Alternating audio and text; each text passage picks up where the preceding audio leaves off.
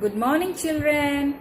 Welcome to your EVS class. So today in our EVS class we are going to talk about sounds of animals.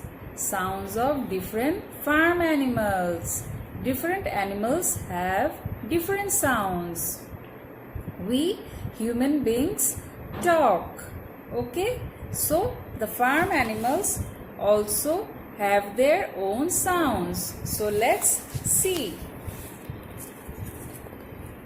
Cow says moo, moo. Horse says nee, nee. Duck says quack, quack. Honeybee says buzz, buzz. Pig says oink, oink, oink, oink. Bird says tweet, tweet, tweet, tweet. Sheep says ba, ba. Dog says bow, wow, bow, wow. Cat says meow, meow, meow, meow. Cock says cock-a-doodle-doo, cock-a-doodle-doo. Okay children, do you find it interesting? Yes. So let's repeat with me once more. Okay? Cow says moo, moo, moo, moo. Horse says nee, nee.